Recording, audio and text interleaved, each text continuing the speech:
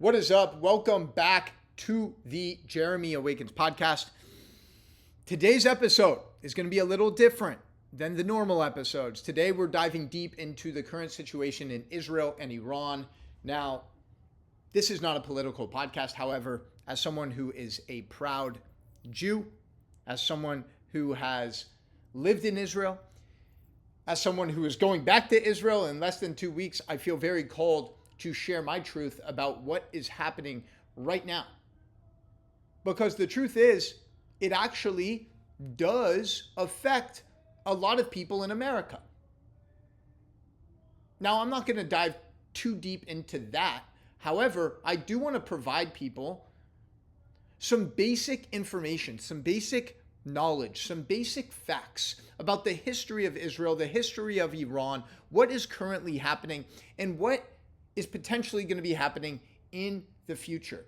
And I'm also going to be talking about how all of the people who have been screaming, free Palestine, guess what? You might actually be getting what you asked for. And by the way, whenever anyone comments on my videos on social media and they comment, free Palestine, I always tell them, yes, free Palestine from Hamas. Because after all, Hamas has been in control of Gaza for the last 19 years, since 2005. Hamas has also received billions of dollars in foreign aid, all of which they've put to destruction, death, terror, tunnels.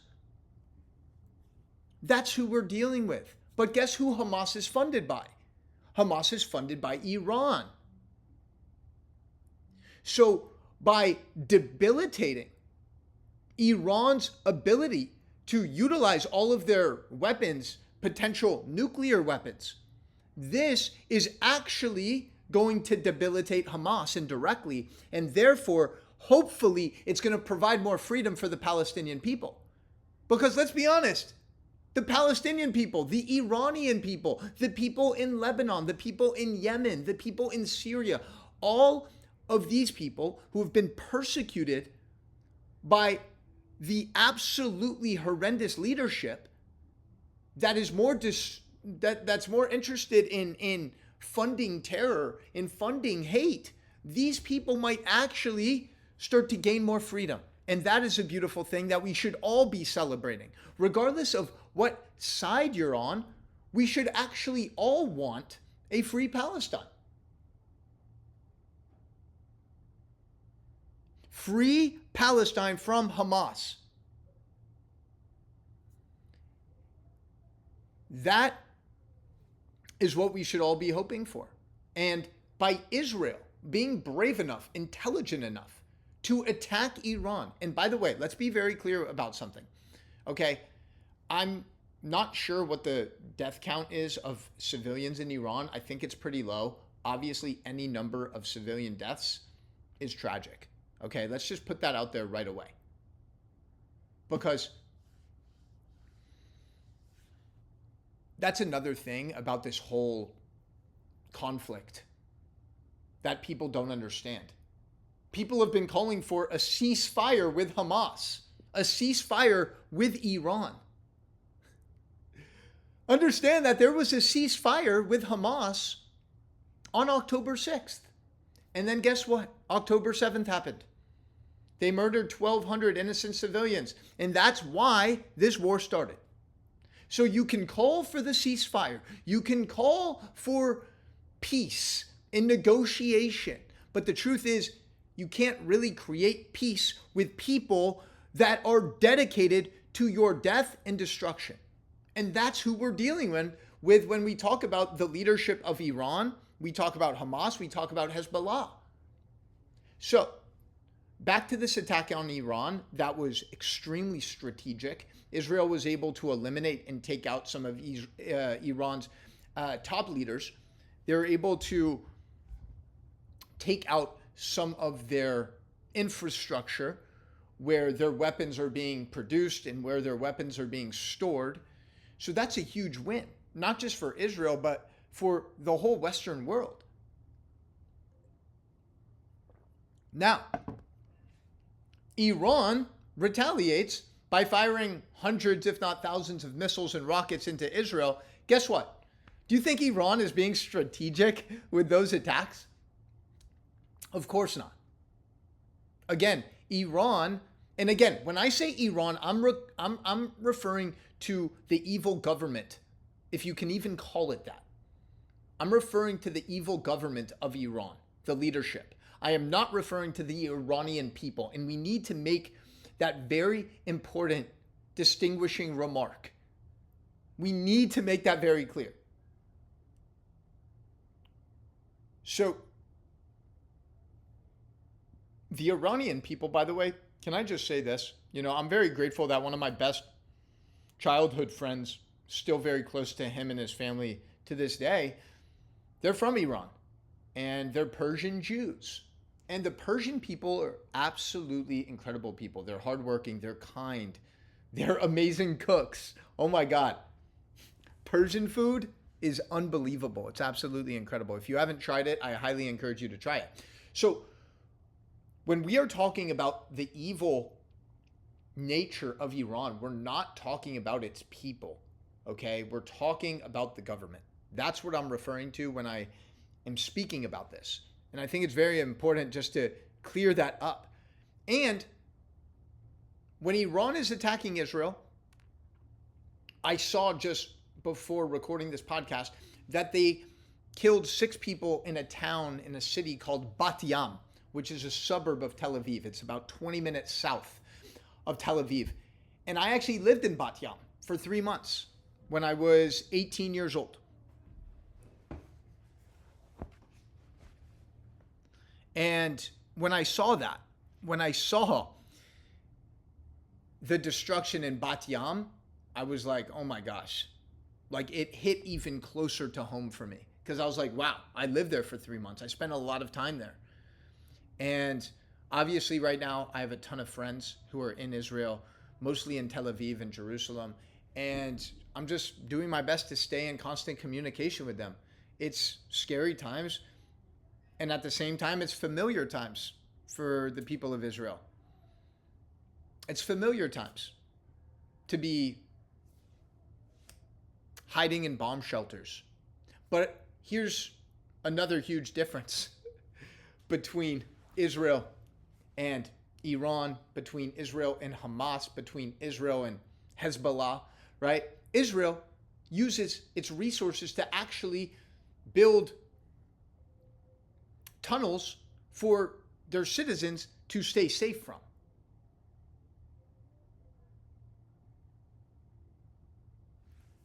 While on the other side of the spectrum, Hamas uses its hundreds of millions of dollars of funding to build tunnels for terror, smuggling weapons, keeping hostages there. Who knows what else they're doing?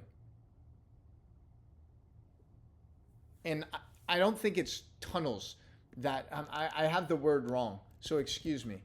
I'm just Googling what that term is because it slipped my mind. Israelis, bomb shelters. That's what I meant to say. Okay, so all of my friends right now pretty much have spent the last 3 or 4 days in bomb shelters, and it's sad. And with that being said, Israel and the Israeli people are the strongest, most courageous, most resilient people I've ever met. So just like all of the previous challenges, I know that Israel is going to come out of this better, stronger, more united. And that is a beautiful thing. But let's talk a little history, okay? Let's talk a little history because it seems like everyone on the internet these days is an expert about Israel and the Middle East. So, for a historical context, I think it's important to understand that Israel became a nation in 1948. And guess who declared Israel a Jewish state? The UN. The UN, the United Nations. Okay? So that was 1948. Now, Iran had a Shah that was leading their country, up until 1979. You can think of the Shah as like their leader, their president, etc. Now, in those 31 years between Israel being established and the Shah's rule in Iran, there was no war, no violence between Israel and Iran. 31 years. Iran and Israel had diplomatic relations. And Iran was actually, for the most part, pro-West. So what changed? Because it wasn't the people, it was the regime. It was the regime that took over. The Islamic Revolutionary Guard Corps, the IRGC. And this is really when the leadership became very radical. And then shortly thereafter, Iran became responsible for that entire region's source of terror. Hezbollah, Hamas, the Houthis in Yemen, they're all funded by the IRGC. If you trace the money, they all lead back to one place, and that place is Iran. So by Israel being very methodical and intentional with these attacks and taking out some of the top leadership, taking out some of the top warehouses where these weapons are being produced and stored, they're dramatically debilitating the ability for these other proxies like Hezbollah in Lebanon, like the Houthis in Yemen, like Hamas in Gaza. They're dramatically debilitating their ability to infiltrate terror.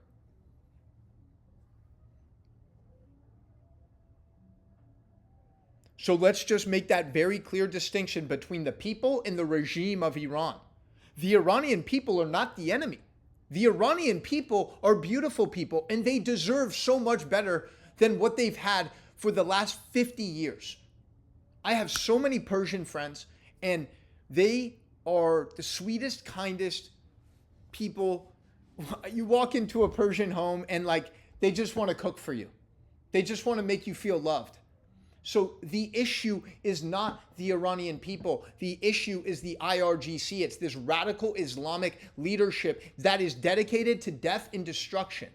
Their whole entire reason for existing is to murder Jews, murder Americans, and really murder anyone who doesn't have their radical ideologies. So we should all be celebrating Israel's efforts to debilitate this evil regime. It's as simple as that. If you're pro-America, you definitely should be supporting Israel and what they are doing right now. Now, it's a different conversation. Should America get involved? And I'm not even going to touch on that topic today. Okay? I'm not touching on that topic. That's way above my pay grade. All right, I'm simply talking about what's happening with Israel and Iran. But I know there's a lot of American people who are pro-America who are very worried that now America is going to get pulled into this war. And I totally understand those concerns, right? Especially when you have a lot of the things that have happened in Iraq, Afghanistan, tens of thousands, if not hundreds of thousands of Americans getting deployed, many of them getting killed. So I understand that, okay? And also, I want to just double click and acknowledge the pain on all sides right now. Israeli civilians, innocent Palestinians, Iranian citizens, all of the people. By the way, why doesn't this get talked about? There are tens of thousands, if not hundreds of thousands of people in Syria, in Lebanon, in Yemen, who are being persecuted every day, who are getting killed every day by their own people. But no one seems to talk about this because Israel's not involved. Israel seems to be the hot topic. And by the way, in case you weren't aware, Israel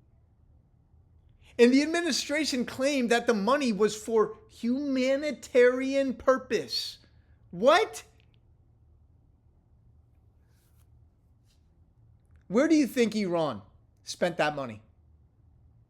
More terror, more destruction, more tunnels. They funneled a bunch of that money, hundreds of millions, to Hamas, hundreds of millions to Hezbollah, hundreds of millions to the Houthis, all in an effort to destroy the state of Israel. And guess what? They've been extremely unsuccessful in doing that. Israel has actually never been stronger. So we need to actually hold the Biden administration accountable for their absolutely ridiculous justification of unfreezing $6 billion to straight fund terrorism. Unbelievable. It's actually Joe Biden was easily the worst president in American history. And I know people might get triggered by that. I don't give a fuck. Okay?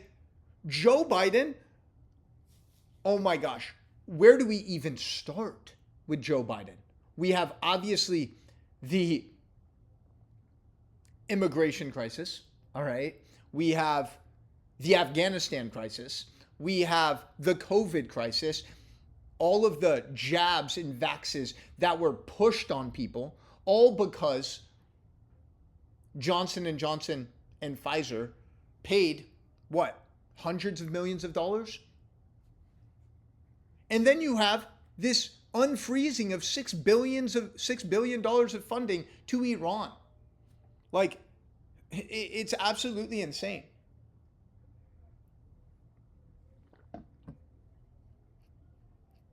So when we talk about the IRGC, you might hear this term thrown around on like the news if you're watching it. Basically what that stands for is the Islamic Revolutionary Guard Corps. Okay? And you can think about that as like the funders of terrorism. Okay?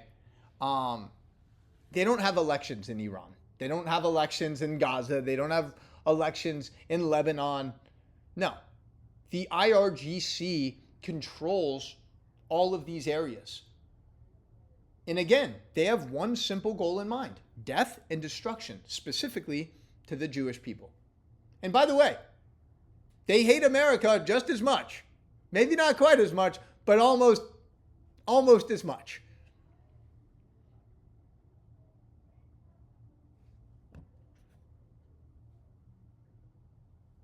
And then I was doing some research on how much aid has actually gone into Gaza. Okay? How much aid has gone into Gaza? And this is absolutely insane. Okay? Okay, this is absolutely insane when you look at these numbers.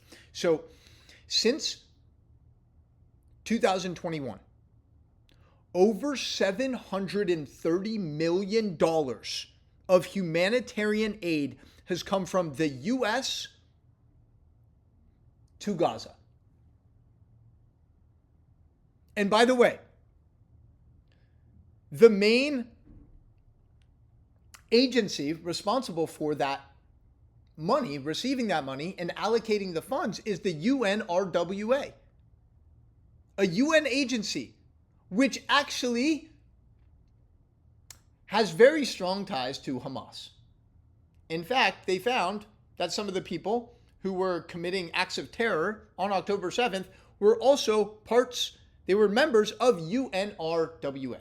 So the same money, billions of dollars, hundreds of millions of dollars of funding, instead of using this money to actually create a brighter future for the Palestinian people, they put all of this money to death, destruction, terror, and tunnels.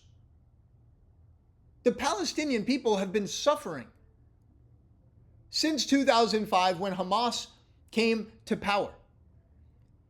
And in the last 4 years alone, Gaza has received $730 million in foreign aid. And what have they done with it? What have they done with it? Terror, tunnels, death, destruction.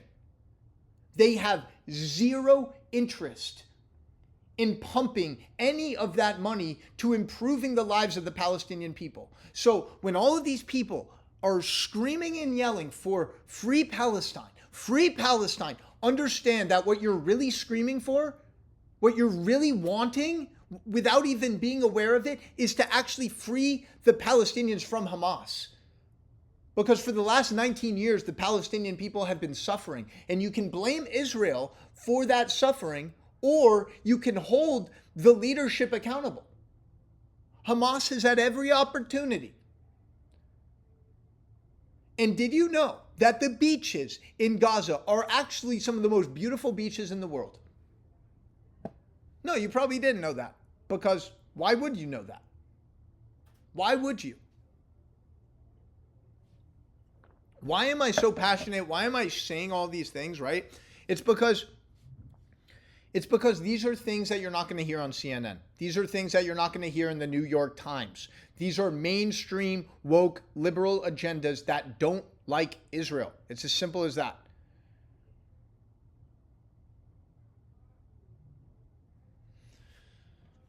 So it's reported from the U.S. State Department that Iran provides up to $100 million annually in combined support to Palestinian groups, including Hamas. So again, Hamas is receiving hundreds of millions of dollars every single year from the U.S., from Iran, from Qatar. But what are they doing with that money? 100% of it is going to death, destruction, terror, and tunnels.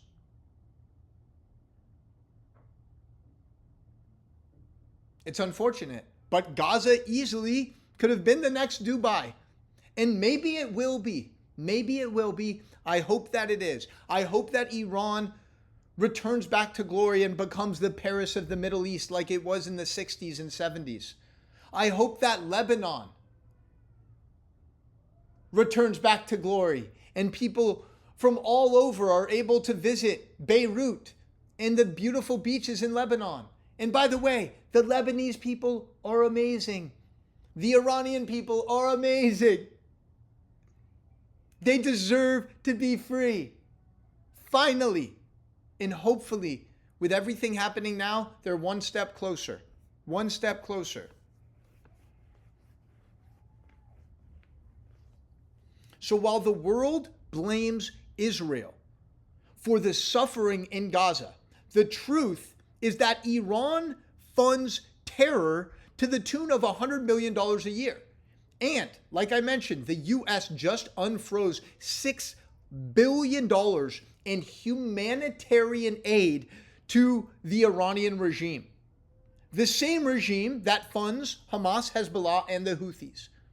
So if you really want peace in Palestine, you have to debilitate Iran. And understand that Israel's not attacking the people of Iran. They are being extremely intentional and methodical with the approach of taking out the leadership and taking out the bases where a lot of these weapons are stored and produced.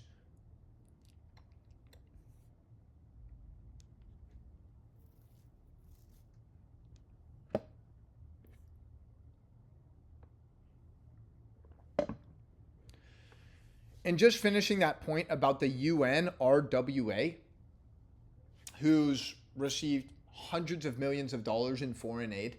This is supposed to be a trusted UN agency. But we know that many of the agents from the UNRWA are also responsible for infiltrating and being involved in the October 7th attacks. And we're supposed to trust this UN organization because we know that the schools that are run by the UNRWA, they teach 3-4-year-olds to hate the Jews. They glorify terrorism in textbooks, and they also store weapons and missiles in school buildings and hospitals. That is the UNRWA, who has received hundreds of millions of dollars in funding in the last couple years alone. But none of that money is actually going to the people of Gaza. It's not going to improving the Palestinian people. The money is going to fund terror, tunnels, death, destruction.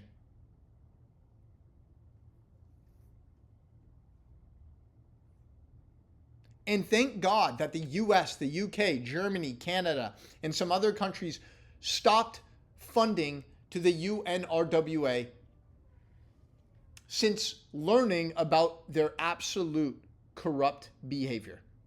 Thank God. Thank God.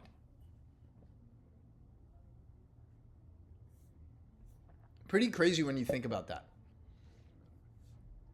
Pretty crazy when you think about that. So, similar to, wow, I'm sorry guys. I'm exhausted, but I'm so energized at the same time. You know, I think I want to just take a step back and really talk about the importance of prayer during this time. Because a lot of times you see the death, you see the destruction on social media, on mainstream media, and it feels helpless. It feels like, oh my gosh, the world is literally falling apart. We're entering a World War III. The ironic part about that is that Israel going into Iran might be the thing that prevents World War III. Now, I'm not going to go into that, but we need to pray. We need to pray for all of the innocent people. We need to pray for peace. We need to pray for the people of Israel, the people of Iran, the people of Lebanon, the people of Syria, the people of Yemen, the people of Gaza. All of the innocent lives that are being affected right now. We need to have more humanity, because what's really interesting is that we're actually on the same team. We're on the same side. All of the people who have been screaming free Palestine, are actually potentially going to finally get what they're asking for. Because if Israel's able to eliminate or at least significantly deteriorate the capabilities of Iran, then that means all of Iran's proxies, Hamas, Hezbollah, the Houthis, they're going to be weak. They're going to be demoralized. And guess what? That might actually mean freedom for the people of these countries that haven't seen or witnessed freedom for decades. Because Iran, since 1979, has been the world's biggest funding hub for death, destruction, terror, and tunnels. And the Iranian people deserve better. The people in all of these other nations deserve better. And we need to just pray for peace and understand that sometimes peace requires violence. It requires war. It requires darkness. So to all of my brothers, sisters, cousins, nephews, nieces, all of my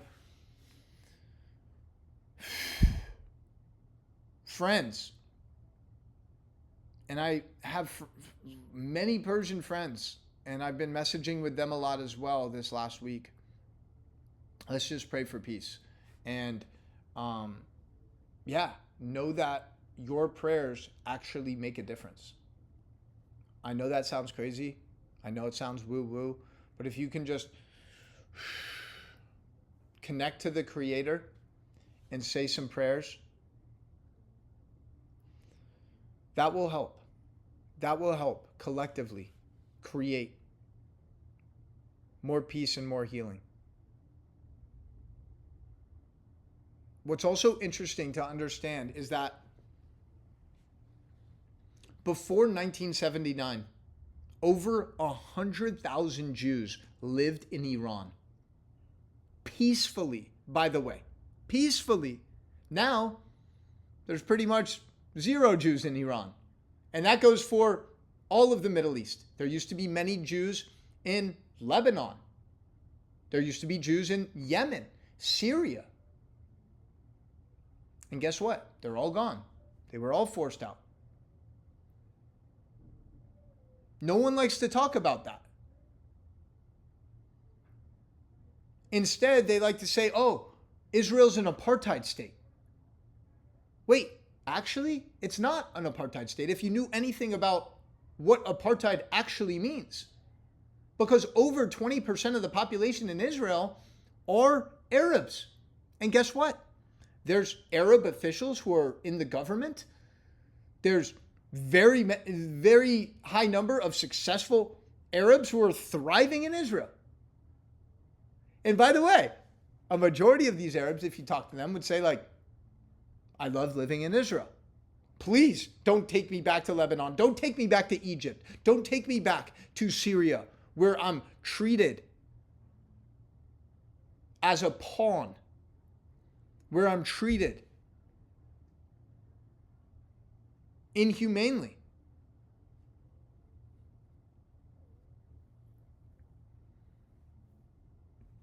I have a lot of friends who are Yemenite Jews. Their families came from Yemen. There used to be over 50,000 Jews in Yemen. 50,000 Jews living peacefully in Yemen. Now, there literally might be zero. There might be zero Jews in Yemen. I would not want to be a Jew in Yemen. I would not want to be a Jew in Iran. Wow. No one wants to talk about that, though. No one wants to talk about these Jewish communities that were rich in culture, that were forced to flee due to violent anti-Semitism, threats, and government oppression. No one wants to talk about that. Because then you're playing the victim.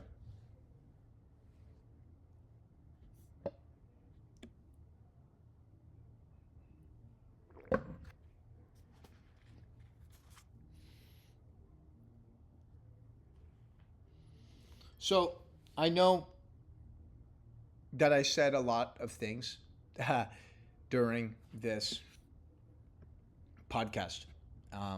And I know some of it might have been a little hard to follow. Hopefully it wasn't. Hopefully you enjoyed it. But really my intention is just to educate people more, like on some of these basic historical facts. And as someone who's spent a lot of time in Israel, I lived there for 9 months when I was 18. I was back there last summer for 6 weeks. I'm going back this summer for 2 months.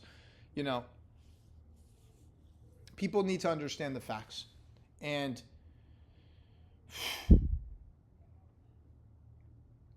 when I think about the Jewish people, there's 15, 16 million Jews in the entire world, right? The Jewish people make up 0.2% of the world's population. Not 2%. 0.2%. That means, on average, if you take 1,000 people, 2 of them will be Jewish. So that's why I feel called to speak my truth. That's why I feel called to be a voice of truth. As someone who's lived in Israel, as someone who has a lot of friends in bomb shelters in this moment, I feel the need to speak for them. I feel the need to speak for my ancestors who are no longer here. I feel the need to inspire other Jews to actually be proud of their Judaism. Wear your Star of David. Wrap your tefillin. Be proud. Be loud. Because guess what? Guess what? The only thing that the Jewish people need to fear is the Jewish people operating from fear. We are strong, courageous, resilient. Not only are we going to get through this chapter, we're going to evolve from this. We're going to grow. We're going to become stronger, more united, just like we always do. October 7th happened. It was One of the most tragic days ever. And guess what? Jews from all over the world rallied. Jews who have never prayed before, who have never gone to synagogue before, who have never worn their Star of David before. They came out of the closet. And they remembered. They remembered who they are.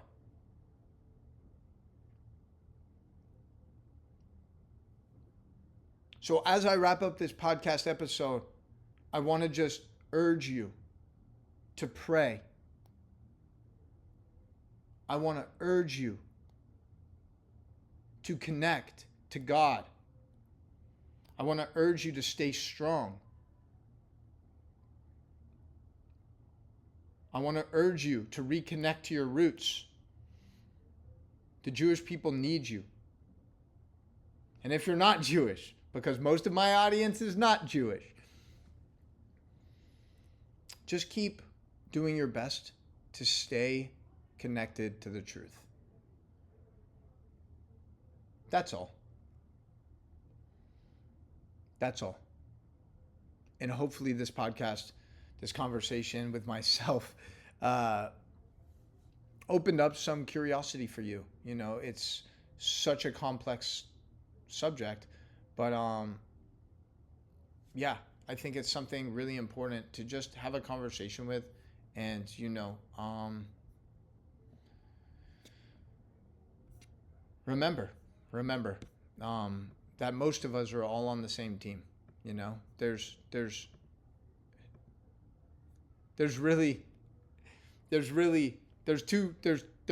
two teams, right? There's team human and there's team not human. Okay, one side values life, the other has zero value for life. Their biggest dream, their biggest goal is being a martyr, murdering Jews and then going up to 72 virgins. You know, that's who we're dealing with. Anyways, I love you. I appreciate you. If this podcast episode inspired you in any way, share it with a loved one. You know, show some love on YouTube, Spotify, Apple Podcasts, wherever you're watching this. Subscribe, leave it a review. It really does mean a lot. And yeah, I'm grateful for your support. Sending lots of love to all of my brothers and sisters in Israel. My heart is with you every single moment. And that is it for today's podcast. Much love, everyone. Peace.